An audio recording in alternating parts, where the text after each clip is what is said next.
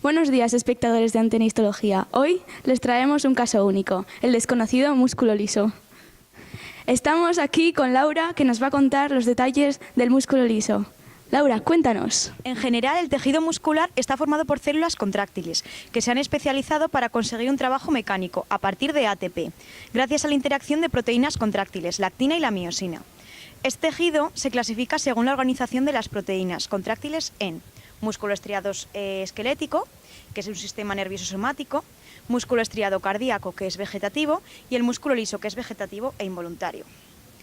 Entonces, ¿dónde podemos encontrar el tejido muscular liso? Bueno, se encuentra en casi todos los órganos y vasos sanguíneos, principalmente en las paredes de las vísceras huecas, como el tubo digestivo, las vías respiratorias, reproductivas, urinarias, conductos excretores de glándulas, exocrinas del aparato digestivo y, como ya hemos hecho anteriormente, en vasos linfáticos y sanguíneos. También se encuentra formando haces pequeños, dentro de la dermis, en músculos ciliares y esfínter de la pupila del globo ocular, y músculos subcutáneos del pezón y del escroto. ¿Cómo es la célula muscular lisa? Bueno, las células musculares lisas se caracterizan por ser fusiformes, más gruesas en el centro y más afinadas en los extremos, y tienen un solo núcleo central. Las musculares lisas, además, tienen un tamaño que varía, desde los 20 micrómetros en las paredes de los vasos sanguíneos hasta los 500 micrómetros en el útero. Estas células están revestidas por la lámina basal y se mantienen unidas por una red muy delicada de fibras reticulares. Unen las células musculares lisas entre sí, estas fibras, de manera que la contracción simultánea de solo algunas células se transforma en la contracción de todo el músculo entero, ya que entre ellas tenemos uniones tipo A. En la sección de noticias internacionales sacamos a la luz la verdad de esta sociedad. A pesar de la globalización, todavía hay pequeños grupos de fibras musculares que viven aisladas. Para ello, os presentamos los distintos grupos sociales de esta comunidad contráctil. Damos paso a Marina. Las fibras musculares lisas pueden presentarse de diversas formas en sus diversas localizaciones. En pequeños grupos o aisladas, como sucede en los pequeños vasos y en la lámina propia intestinal, en la que mueve vellosidades, en capas circulares y longitudinales, como sucede en el uréter, intestino y esófago, realizando movimientos peristálticos, ya que son órganos que se llenan y vacían. Orientadas circularmente, como sucede en los vasos, o en capas mal definidas de orientación irregular, como ocurre en la vejiga, útero y estómago.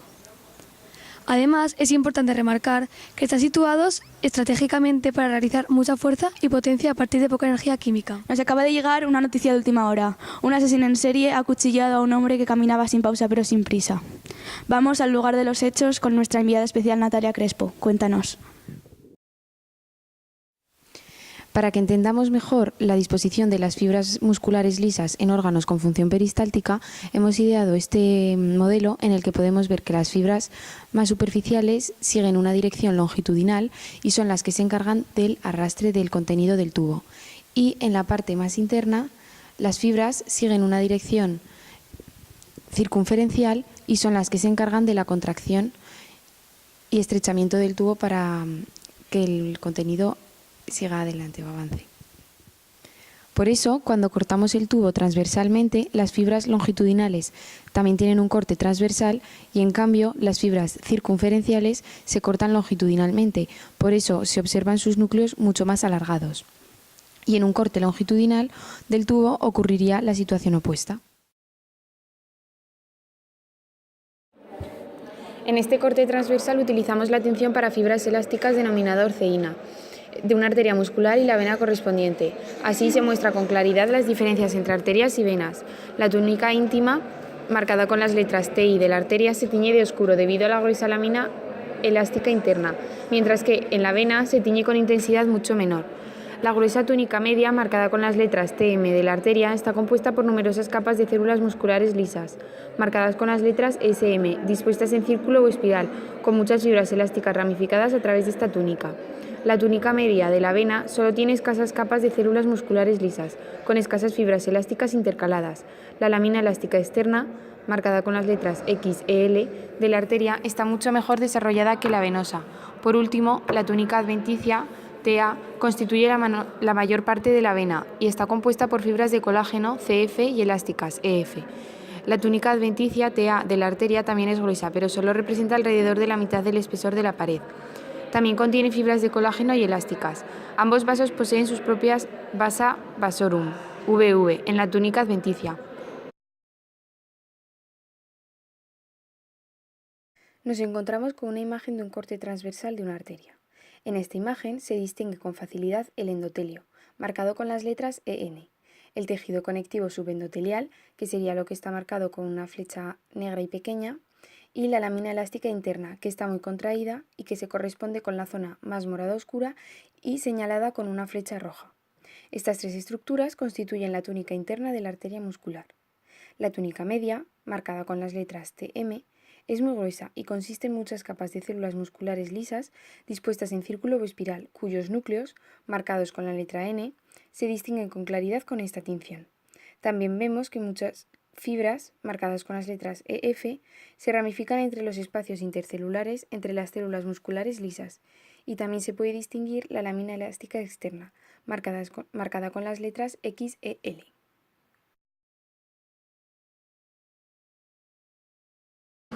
El miometrio uterino consta de haces entrelazados de fibras de músculo liso, rodeados por elementos de tejido conectivo, marcados con una C y una T. Nótese que algunos de estos haces están cortados en sentido longitudinal, marcados con una estrella, otros en sentido transversal, que se encuentran rodeados de color azul, y un tercer grupo en sentido oblicuo, rodeados de color rojo. Con escaso aumento, como en esta microfotografía, los cortes transversales presentan una disposición aleatoria de núcleos, marcados con una N, oscuros en una región apenas teñida. Con la práctica se puede distinguir que estos núcleos son intracelulares y que las pálidas regiones circulares representan fibras musculares lisas, cortadas en sentido transversal. Nótese los numerosos vasos sanguíneos, marcados con una flecha amarilla, que transcurren en el tejido conectivo entre los haces de músculo liso. En la siguiente imagen podemos apreciar una microscopía óptica. La tinción es hematoxilina eosina. Entonces nos encontramos con un corte longitudinal del esófago. En color más morado vemos aquí abajo un epitelio de revestimiento. Luego vemos un tejido conectivo de un color más rosado con algunos epitelios glandulares. Y posteriormente observamos todo el músculo liso. Vemos en color más rosado chicle fibras musculares cortadas longitudinalmente y cortadas transversalmente. En un corte longitudinal del esófago, las fibras musculares lisas circunferenciales aparecen cortadas transversalmente y forman la capa más interna, mientras que las fibras longitudinales aparecen cortadas longitudinalmente y forman la capa más externa del músculo liso. Y podemos observar, si acercamos más, sus núcleos más alargados. En la siguiente imagen vemos un corte longitudinal del esófago. Se trata de una microscopía óptica y una tinción hematoxilina eosina. Arriba vemos un tejido epitelial cilíndrico simple, con microvellosidades y células caliciformes, como podemos ver aquí. Debajo de este epitelio y de su lámina basal, como podemos observar también aquí, vemos un tejido conectivo laxo, con una gran cantidad de células, en el que se hallan inmersas células musculares lisas. Ahora, si bajamos en la imagen, podemos observar posteriormente, en la parte de abajo, células musculares lisas, tanto en capas longitudinales como en capas circulares. Primero, vemos una capa muscular circular interna, como podemos apreciar aquí, que está cortada transversalmente. Esto no me cuadra. Y después una capa muscular cortada longitudinal. Podemos ver una fotografía de microscopía óptica y tinción hematoxilina eosina. Se trata de un corte longitudinal del esófago. Primero, vemos una capa muscular circular interna, cortada transversalmente, como podemos ver con sus núcleos muy esféricos. Y posteriormente, vemos una capa muscular longitudinal externa, cortada longitudinalmente, con sus núcleos más alargados. Nos encontramos ante una foto de microscopía óptica con una tinción de hematoxilina eosina. Es un corte longitudinal del colon. En la parte superior se aprecia un epitelio de revestimiento simple cilíndrico y una glándula simple tubular. Alrededor vemos tejido conjuntivo laxo. Aquí se ven vasos sanguíneos con el endotelio, es decir, un epitelio de revestimiento simple plano. Y ya en la parte más inferior llegamos a la zona de músculo liso, donde se ven fibras longitudinales y fibras circunferenciales. Esta parte que es de un color más morado, sería lo que corresponde al tejido nervioso. Pasamos a la sección cultural. Hoy recordamos el 50 aniversario de la película más importante de nuestro cine, Lo que la arteria se llevó. Compartimos con ustedes la mejor escena de esta legendaria película. En la célula muscular lisa se distingue entre citoplasma o sarcoplasma y membrana celular o sarcolema. El citoplasma. La región yustanuclear del sarcoplasma presenta algunas mitocondrias, cisternas del retículo endoplasmático rugoso, gránulos de glucógeno y el complejo de Golgi, poco desarrollado. Este citoplasma es muy eosinófilo, ya que presenta gran cantidad de fibras. También encontramos zonas densas de anclaje, tanto dispersas por el citoplasma como asociadas a la cara citoplasmática de la membrana. Además, encontramos miofilamentos, entre los que diferenciamos miofilamentos gruesos, que son los de miosina, y miofilamentos finos, que son los de actina y tropomiosina. Estos forman unidades contráctiles, que se insertan en las zonas densas de anclaje, nombradas anteriormente. Se encuentran también mitocondrias en las zonas citoplasmáticas, libres de miofilamentos. Por último, también encontramos filamentos intermedios. Respecto al sarcolema, o membrana, el sarcolema de estas células presenta gran cantidad de presiones, con el aspecto y las dimensiones de las vesículas de pinocitosis, denominadas caveolas. Estas contienen calcio, que se empleará para empezar el proceso de la contracción. Es frecuente que dos células musculares lisas adyacentes establezcan uniones comunicantes que participan en la transmisión del impulso de una célula a otra. Las fibras nerviosas no terminan directamente en contacto con las células musculares lisas. Las terminaciones nerviosas del músculo liso están en el tejido conjuntivo contiguo y el neurotransmisor se difunde hacia las células musculares. Y son las uniones en hendidura, previamente citadas, las que permiten la propagación de la contracción dentro del músculo.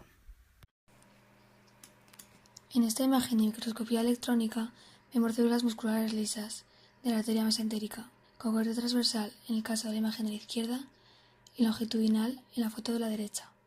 Estas células están separadas por tejido conjuntivo, señalado de color rojo, formado por fibras de colágeno. Las flechas y las zonas en azul nos indican que estas células están unidas por uniones GAP, que facilitan la contracción como sin sitio. Si ampliaríamos la imagen, podríamos ver mitocondrias, caveolas, etc. Las células contráctiles se revelan porque no les damos importancia. Las células contráctiles son células que se han adaptado para generar fuerzas motrices por la interacción de actina y miosina, células mioepiteliales, pericitos y miofibroblastos. Las células mioepiteliales son células contráctiles controladas por el sistema nervioso vegetativo con muchas prolongaciones que se hallan ubicados entre la membrana plasmática basal de las células epiteliales y la lámina basal del epitelio. Las células mioepiteliales también están debajo de las células de la porción proximal del sistema de conductos excretores. En ambos sitios, las células mioepiteliales contribuyen a impulsar los productos de secreción hacia el conducto excretor.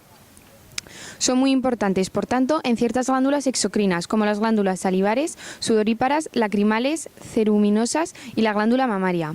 Son células aplanadas que rodean las porciones secretoras y los conductos excretores.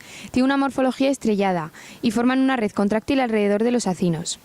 Tiene una morfología fusiforme alrededor de los túbulos secretores y de conductos excretores y rodean a las células epiteliales como si fueran los aros de un barril. Ultraestructura de las células mioepiteliales.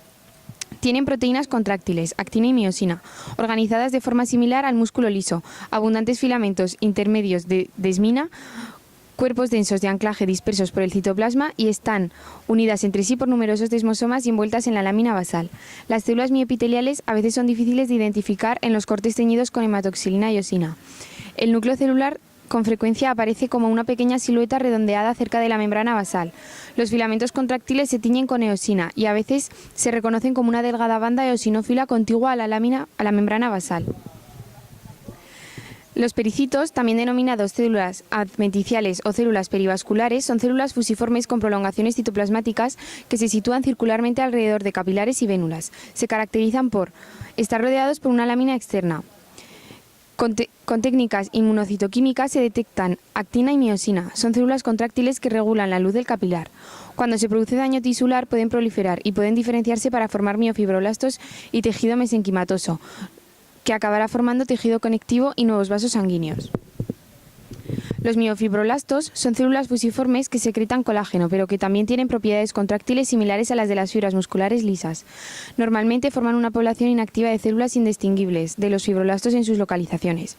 En el tejido conectivo laxo, septos de los alvéolos pulmonares, alrededor de las criptas glandulares digestivas, estroma ovárico, alrededor de los tubos seminíferos del testículo. Se distinguen de los fibroblastos por la presencia de filamentos de miosina y de actina en el citoplasma y por la presencia de caveolas en la membrana celular. Se distinguen de las fibras musculares lisas porque carecen de lámina externa. Cuando se produce el daño tisular proliferan y cumplen una doble función. Por un lado secretan colágeno para reparar el daño tisular y por otro se contraen para limitar la extensión de la zona dañada. En la siguiente noticia ha aparecido un nuevo caso de bullying escolar. Las células mioepiteliales y miofibroblastos llevan meses acosando a los vasos sanguíneos, glándulas y epitelios. Laura nos contará lo sucedido. En esta imagen de microscopía óptica y tinción hematoxilina y eosina vemos células mioepiteliales debajo de las células de la porción proximal del sistema de conductos secretores de la glándula. Los granulos secretores marcados con flechas se encuentran en el citoplasma apical y se pueden visualizar cuando han sufrido una inmersión en aceite. Su actividad contráctil facilita la secreción de los gránulos secretados por las glándulas. Para acabar el informativo y para todos los amantes de la naturaleza, nos ha llegado la información de que en el zoo de vasos y vénulas ha aparecido una nueva especie de periquitos, cuyo nombre en latín es pericitos. Os dejamos con Marina Cubero. Muchas gracias por acompañarnos. Buenas tardes.